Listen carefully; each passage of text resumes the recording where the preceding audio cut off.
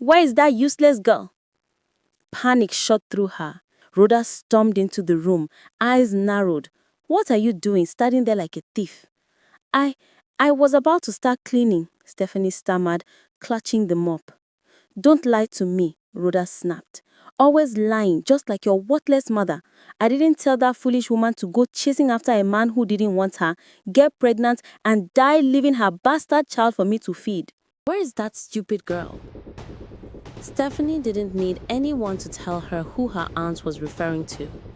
She quickly ran into the living room, breathing hard, sweat glistening on her forehead. I'm here, Auntie, she said, gasping for air. Rhoda turned around from the couch where she sat with her two children, Desmond, 13, and Lisa, 11.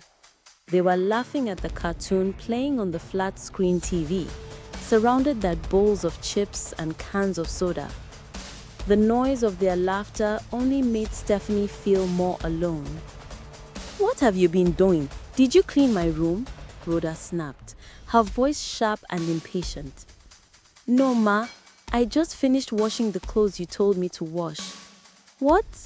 So you haven't even cleaned my room yet? You foolish girl. Get in there right now and clean it before I lose my temper. Stephanie didn't argue. She picked up her mop and bucket of soapy water and hurried toward the room. Her arms and legs ached from hours of scrubbing, washing, and ironing. The detergent had burned her palms, but she couldn't stop, not if she wanted peace. In Rhoda's room, the smell of perfume and powder hung in the hot afternoon air.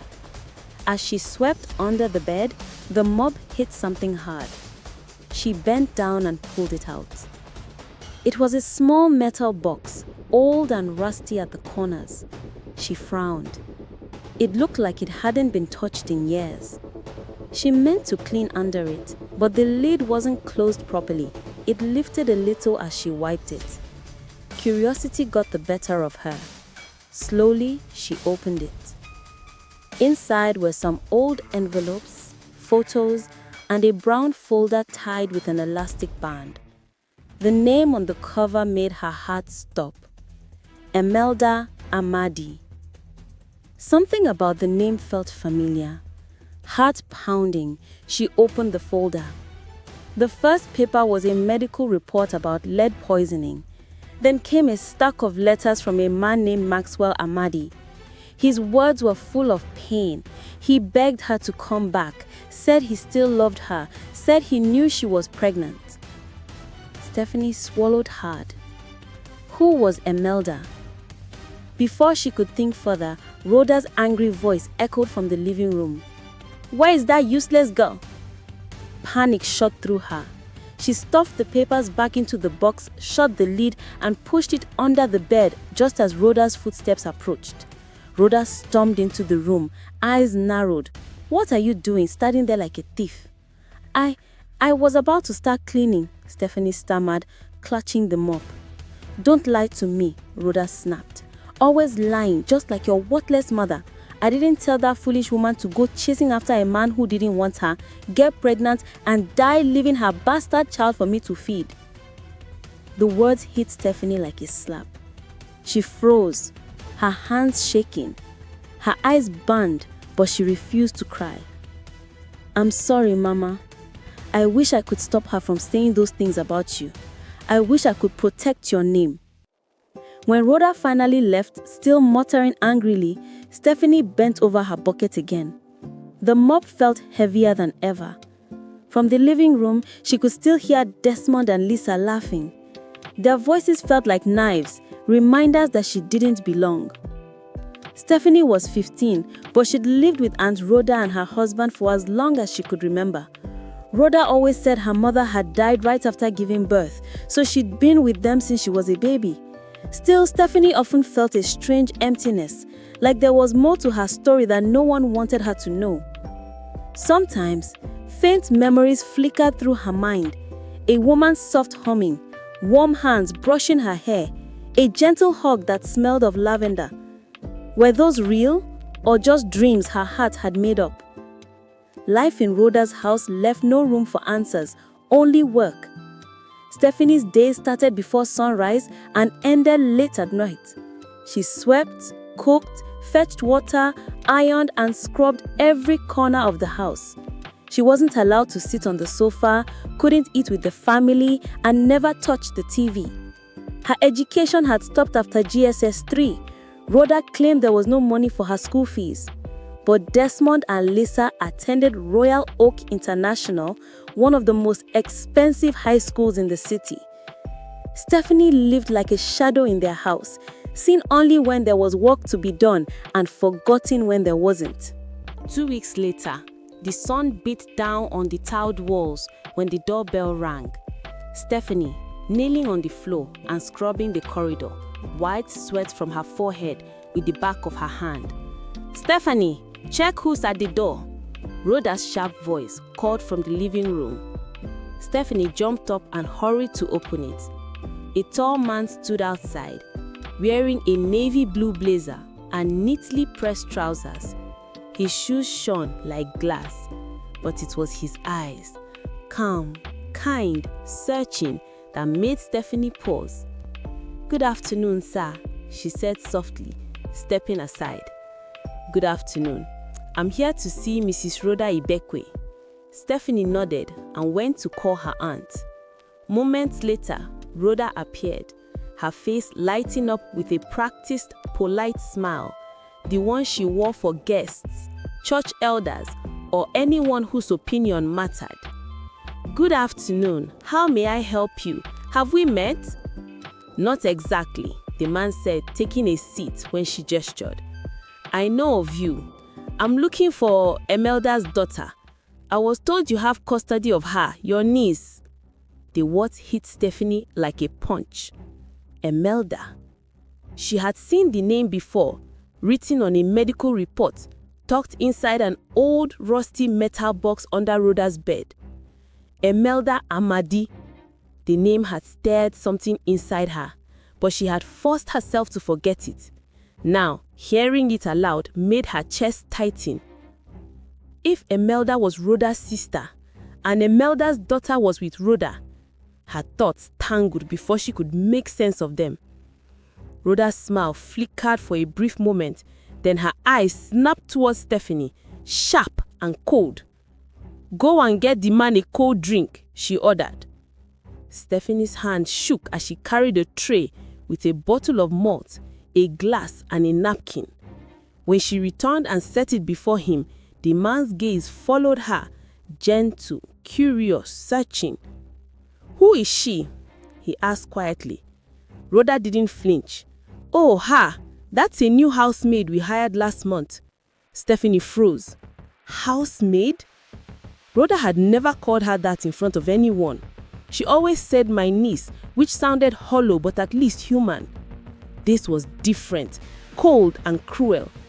Hired last month, Stephanie thought. She had lived here all her life. Why was her aunt lying? She turned to leave, but stayed just behind the doorway, heart hammering. "I'm looking for Emelda's daughter," the man said again. "I have a message for her." Stephanie's fingers clenched around the tray. Rhoda laughed lightly. "She's away at boarding school in the east, but I can deliver the message for her." The man was quiet for a moment. Then he said softly, "I prefer to speak to her myself. I'll come back another time."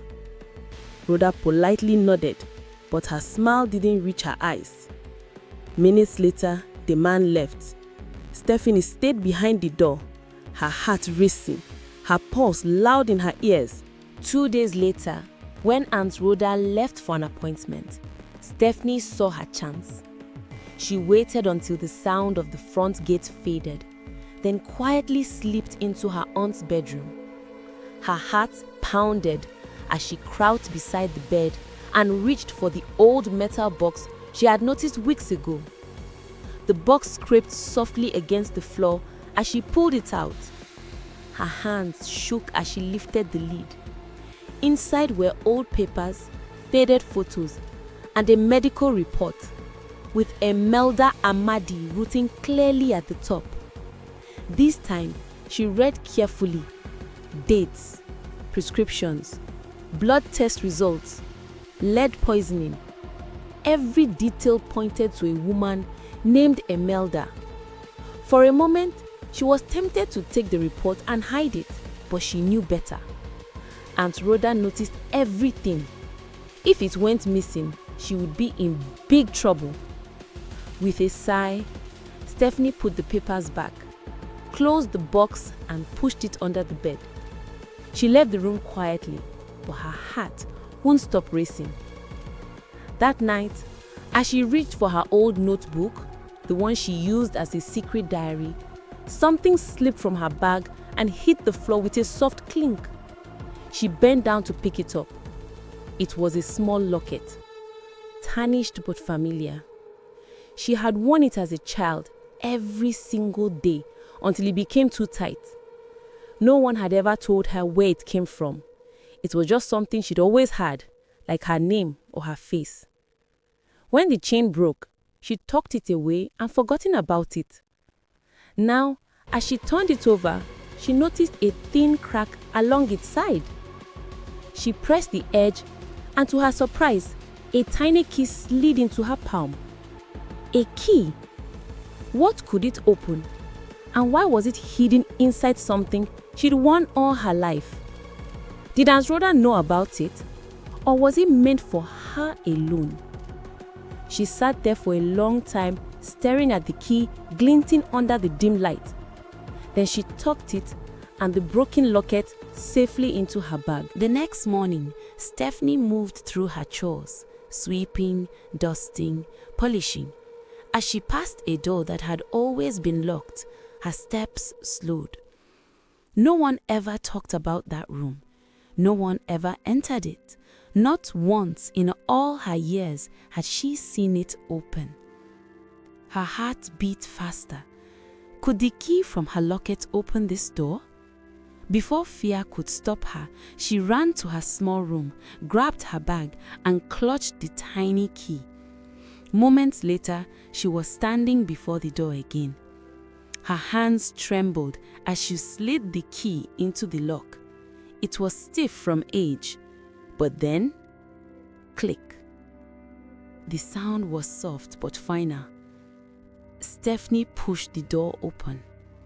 A wave of stale air escaped. Dust hung in the sunlight, filtering through a small window. Furniture lay under white sheets, and old boxes were stacked in corners. Then she saw the portraits. She brushed dust off one frame and froze. The woman in the picture looked familiar. The same gentle eyes, the same warmth, the same face that sometimes appeared in her dreams.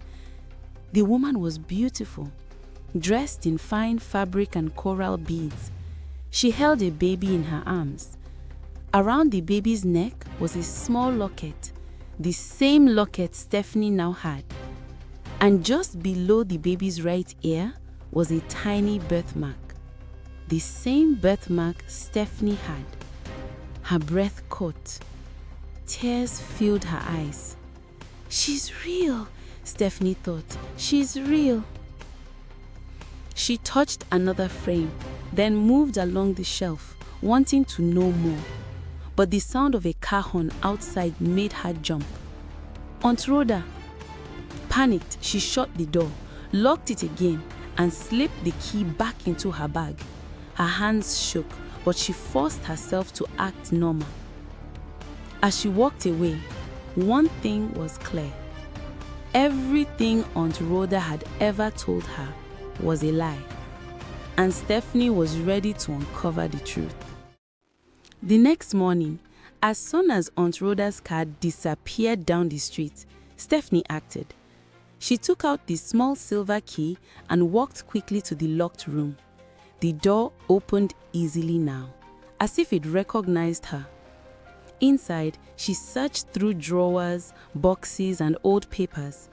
Each visit revealed more clues, receipts, letters, and photos that helped her piece together her forgotten past. On the third morning, she found something new. While checking a wooden trunk under an old chair, her fingers touched something soft but firm.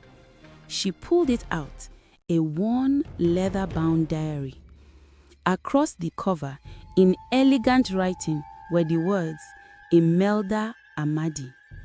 Stephanie sat on the floor, her hands trembling as she opened it. The pages smelled faintly of perfume, familiar, comforting. The early pages were full of love. Emelda wrote about her pregnancy, her sleepless nights, her excitement about her baby. But soon, the words turned dark. He's changed. The man I loved is gone. I'm alone, and the silence is heavy. Thank God Rhoda came to help. She insists I rest and says she'll handle my meals. I trust her. She's my sister. Stephanie froze. A chill ran through her. Could it be? Had Rhoda poisoned her own sister? She thought of the metal box under Rhoda's bed, the medical report with Emelda's name on it. She read on, her heart thudding. I feel weaker every day. The doctors say nothing is wrong, but my vision blurs and I can't eat. Rhoda says it's stress, but I'm scared. Stephanie swallowed hard and turned the page. I've opened an account in my daughter's name. I want to secure her future. Her name is Stephanie Emelda Amadi. She must never suffer like I have. S-E-A. The initials engraved on her locket. Everything suddenly made sense. She flipped to the last page, written in shaky handwriting. I don't think I have much time left. If anything happens to me, my will leaves everything, my money, this house, my jewelry, to my daughter. Rhoda promised to care for her, but I no longer trust her. If anyone finds this, please protect my child. Tears blurred Stephanie's vision. This house, the one she cleaned, where she slept in a servant's corner, was her mother's house. She wasn't Aunt Rhoda's orphan niece. She was Stephanie Amadi, daughter of Emelda Amadi and the true owner of everything Rhoda had stolen. Rhoda hadn't saved her. She had betrayed her own sister and raised Stephanie as a servant in her own home. For a long time, Stephanie sat there holding the diary to her chest. The pain was deep, but beneath it burnt determination. She couldn't confront Rhoda yet, not without proof. Rhoda was clever and ruthless. One wrong move and she would destroy everything. No, Stephanie would be careful. She'd gather every document, every letter, every piece of evidence. And when the time was right, she would face Rhoda, not as a servant, not as a victim, but as Stephanie Emelda Amadi, her mother's daughter and the true heir to her mother's legacy.